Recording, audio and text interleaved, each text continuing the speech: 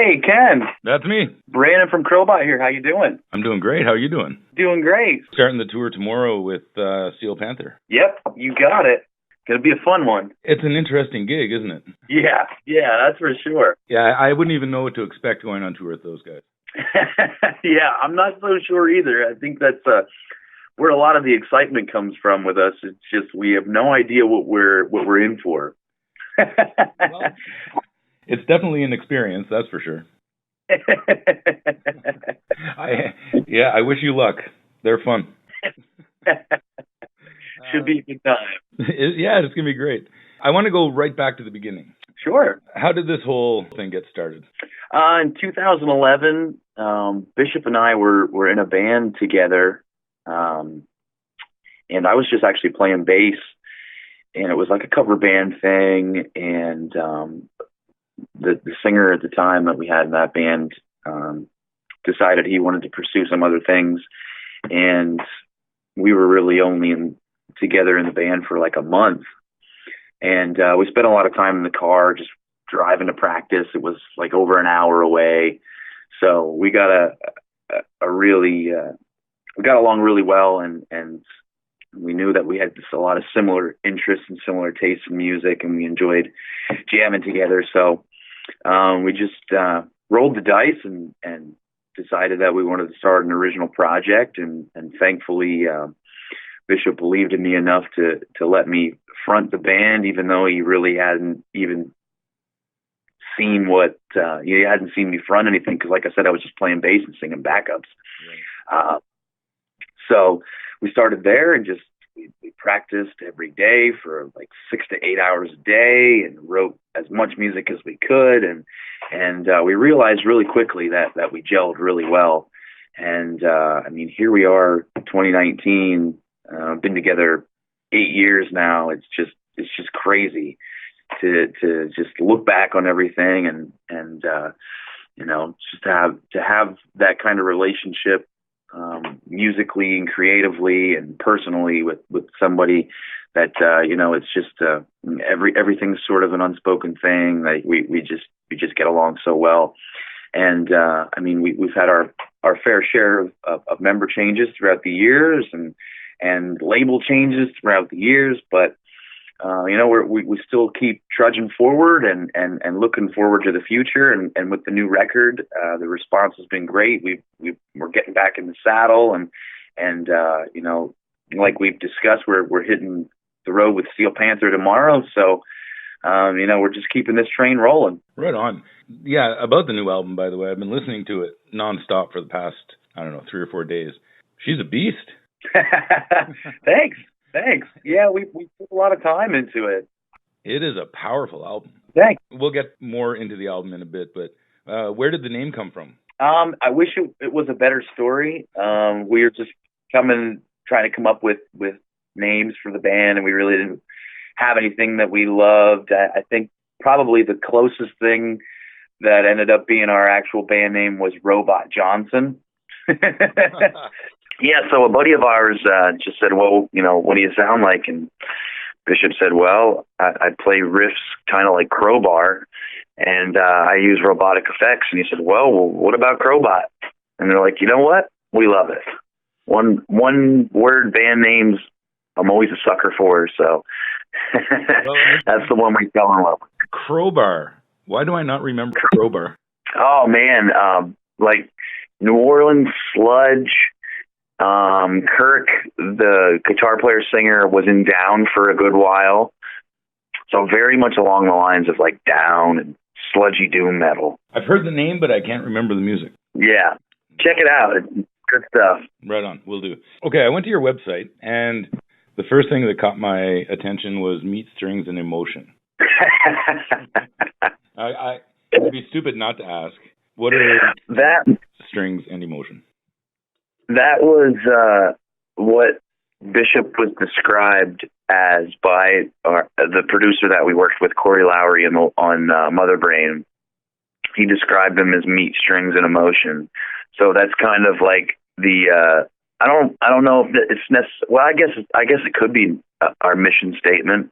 We're definitely carnivorous, and Bishop's very good at being a wizard with the strings, and emotions. A lot of emotion goes into his playing, but I think there's a lot more sweat. So maybe meets, strings, and sweat would be a little bit more of on the nose, but well, sweat comes from emotion, right? Yeah, that's true. That's true. It's a cause and effect relationship there, I guess. Now, it's funny you mentioned sweat because I was checking out your video for Keep Me Down, and one of the comments on the video is the guitarist is really sweaty. True story. True story. Are those real? He is very funny. No. Actually, the funny thing is, thankfully we didn't have too many mean tweets to pull from. So Bishop just gave his wife full reins on coming up with some mean tweets. So it kind of makes it even better. Yeah, if it's from the wife, for sure it's better. And a quick shout out to Chris for that Priest t-shirt. I love it. Oh. I love it when bands honor their, I don't know, what do you call it, influences. Absolutely. We wear them on our sleeves here, for sure. Yeah, I just saw them last, what was it? Well, I guess it was about a year ago now. I saw them with Deep Purple. Oh, wow. Yeah, they've still got it. Yeah, we saw them. We had a chance to play with them at a couple festivals, and it's just crazy how much Halford's voice is still awesome. It's incredible. Right? And that their latest record is probably my favorite record they've ever done. I mean, I know it's still newish, it's still got I'm still in the honeymoon phase with it, but I think it's an amazing record. I do too, but I don't know if I'd go best they've ever done. They've had some pretty good albums. Yeah, they have. They have, for sure. Yeah. British Steel. I'm going to take flack for this, but British Steel is probably my least favorite of the classic Priest albums. Yeah? Yeah. I like Hellbent for Leather much more than I like British Steel. Anyway, we're not here to talk about Judas Priest. Now, let's talk about the new album, Motherbrain. Like I said earlier, it is seriously powerful. And if you don't play Alpha Dog in Ottawa, I'm going to be some pissed off. Oh, we will have that for you, for sure. That's a great tune. I love it.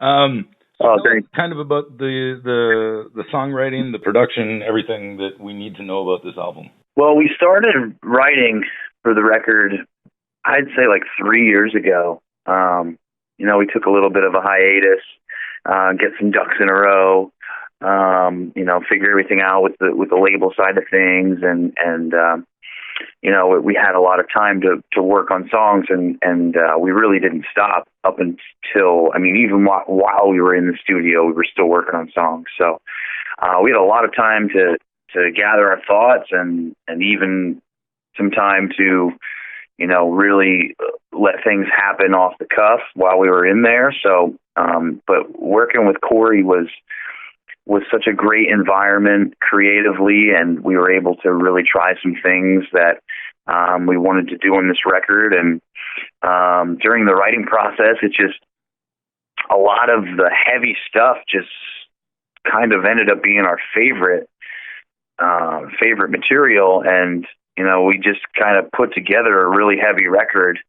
And, we really figured that nobody really ever regrets putting out a really heavy record. So we decided to just, let the songs kind of form the record by themselves. But it just made its way into being this heavy record and the heaviest record that we've ever done. It's heavy, but it's accessible to everybody. Yeah, and that's really what we wanted to go for. We wanted to go for, the last couple records were a very vintage approach. And this record, we wanted to kind of turn a new leaf and really, try to put our spin on modern production. And that's why we thought it was really important to go with a guy like Corey Lowry, who is just, his musicianship is amazing as well. But from a production standpoint, he is just so in tune with modern production. And, we really did things differently this record, and I really enjoyed the experience with him. Are you talking about the recording of it or the process, like the way it was recorded? Yeah, well, not necessarily the way it was recorded. I guess, the way it was recorded as well, but more of like a songwriting approach too, and a production approach. We just really tried to make this the most accessible record that we have, but in the same breath, make it the heaviest record we've ever had, and but still maintaining what we're all about and the Crobot sound. And I think we really hit the nail on the head with this record. And, we're really proud of what came out of the last couple of years of songwriting and the solid month and a half that we put in the studio working with Corey. Well, you should be proud for sure. It's a great sounding album. Isn't that cool though? As somebody who was always wanted to be a musician, it must be cool to have a sound. Yeah, it's hard. It's hard, especially today, because I think there's some sort of price to pay when you take that road of being unique. There's a certain sacrifice of, not being completely accessible. And, we think there's something about bands like Soundgarden and Rage Against the Machine and Clutch and even Dio and Deep Purple and Zeppelin and Sabbath. We bring all of those things to the table, although it's not exactly accessible for the millennials today. We try to put our own spin on it, and in this album, we really wanted to pay attention to trying to meld those two bridges together of like classic and modern sounds. But yeah, being unique and having a sound, it's a blessing and a curse all at the same time, but we accept any kind of challenge of being unique at any step of the way. I'm very impressed with the bands that you've played with. I was looking at your list, Motorhead, Black Label Society, Anthrax. Did you learn a lot from those guys, or did you get to see them? Did you learn about how to put on a show, how to work the business, anything like that? Absolutely. We learn everything from every tour, whether it's, going out with Motorhead. I mean, that tour to us was like, we pinch ourselves every morning waking up on that tour. But to see Lemmy, this legendary, iconic metal god, be one of the most humble human beings that I've ever met. The guy would take time after shows to go take pictures with fans and talk, and I mean, even in his health, even where his health was at, he still took that time and was very humble and very down to earth. So to me, that was the coolest thing about that tour, was seeing that side of him and kind of being on the inside looking out of like just this guy. And the first time we walked in the room and we saw Lemmy, it was like he had this aura that was a million miles wide, and then just seeing him interact with his fans and just like a regular person was so eye-opening, and just makes you realize, that there's a lot of ego sometimes when it comes to this business. But I'll tell you, we haven't really had any experiences with any bands that we haven't really dealt with any assholes of any kind, because there's really not that much room for it. You don't really, I mean, it's tough for everyone. Everybody's away from their families. Everybody's struggling in some way, shape, or form. And it's harder to be a band on the road these days. And I just don't think, there's just not a lot of room for that kind of behavior. But, we learn something from every tour. And, whether it's Motorhead or Anthrax or Volbeat or, I'm sure we're going to learn a lot from Steel Panther too. That was my next question, actually. But before you go on, I just wanted to echo what you just said. I had the pleasure of meeting Lemmy in Korea when I lived there. Yeah. The Foo Fighters and Motorhead came out to Seoul, and exactly what you said. I mean, he was about 3 months away from his passing, and he was the nicest guy, the most generous stage person I've ever met. And that's not easy to do when your health is failing and you've been at it for so long. So yeah, shout out to Motorhead. They're fantastic in that regard. Yeah, just an amazing band. I mean, the crew too was just such a family. It is just such a great experience all around, for sure. That's awesome. Now, my question about Steel Panther is, what do you think you're going to learn from these guys? I'm thinking a lot of different sexual positions that I've never heard of before. I imagine it's like the personification of Urban Dictionary. That's kind of what I'm expecting is, I'm going to learn a lot of that stuff. It's going to open my eyes and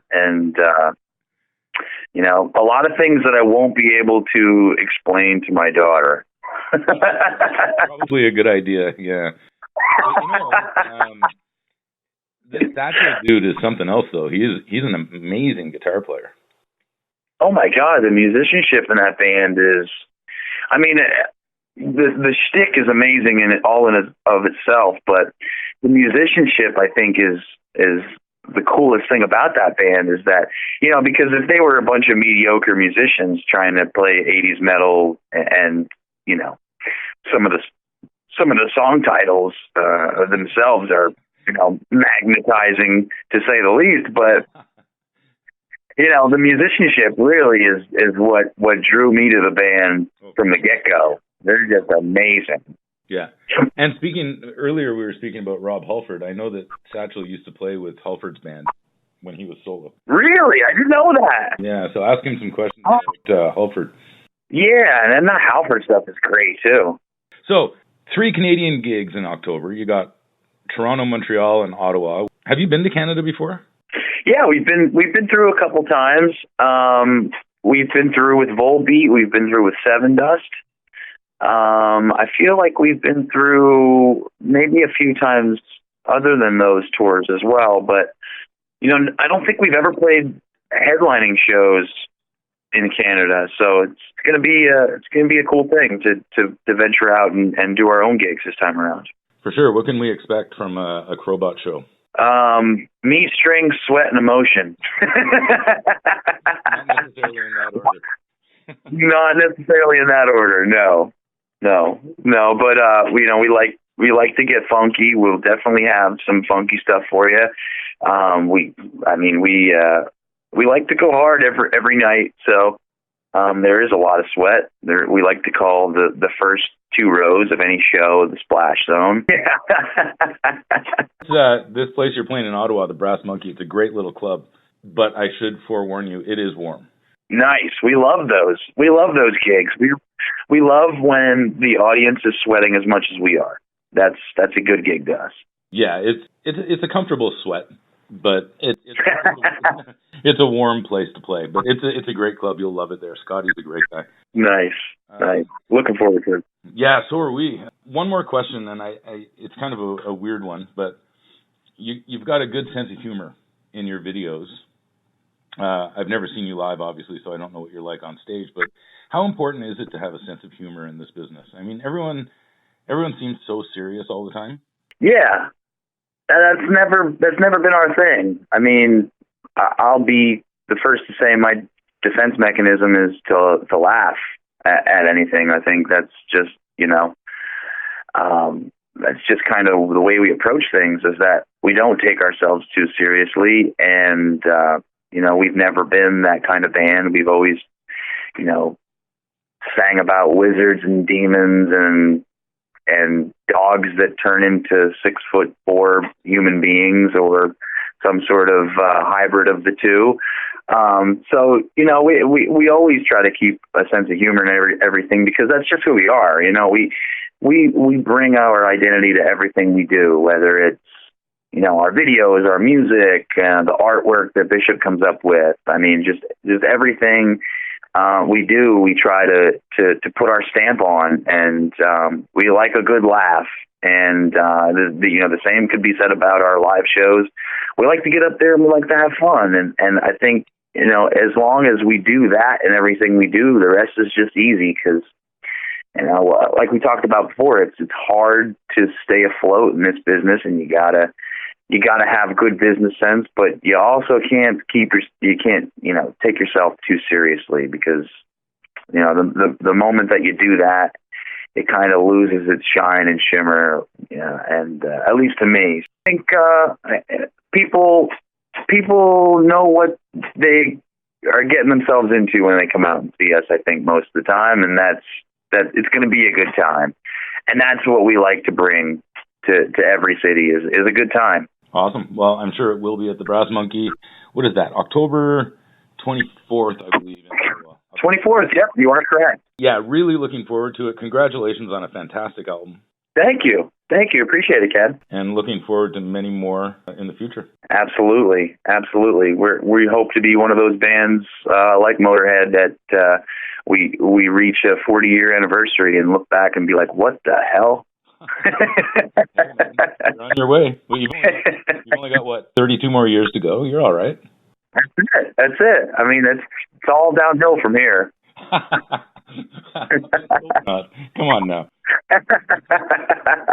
All right, so we'll see you on October 24th. Good luck on the Steel Panther tour. Say hi to Satchel for me. Thanks, Ken. Appreciate it. See you then.